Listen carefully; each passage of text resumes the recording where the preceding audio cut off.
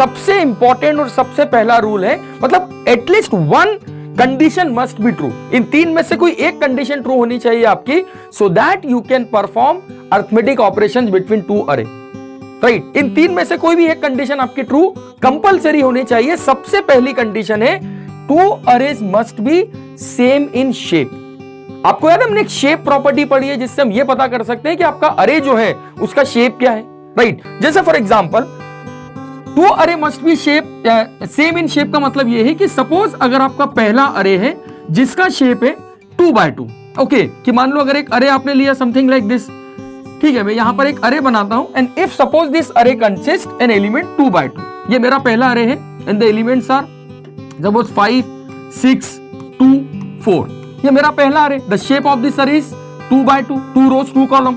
और second array अगर मान लो मैं ले लेता हूं समथिंग लाइक दिस 2 6 9 1 4 3, तो ये जो अरे है दिस इज माय अरे ऑफ 2x3, ठीक है। इसका शेप है 2x2, इसका शेप है 2x3, it consist 2 rows and 3 column, so that this is not allowed for arithmetic operation. यदि आपको दो अरे के बीच में अरिथमेटिक ऑपरेशंस परफॉर्म करना है तो आपका पहला अरे, सपोज मेरा पहला अरे अगर 2x2 का है, सो माय सेकंड अरे आल्सो मस्ट बी 2x2, ठीक है। दोनों का शेप कंपलसरी सेम होना चाहिए, it should be same in shape. और शेप अगर सेम पता करना है आपको तो वी हैव अ एट्रीब्यूट। मान लो अगर ये मेरा अरे ए है और अगर ये मेरा अरे बी है, ठीक है, तो हमने एक प्रॉपर्टी पढ़ी है, एट्रीब्यूट पढ़ा है ना। एनडी अरे में मैंने आपको एक प्रॉपर्टी बताई थी शेप, जिससे आप ये पता कर सकते हैं कि आपके अरे का शेप कितना है।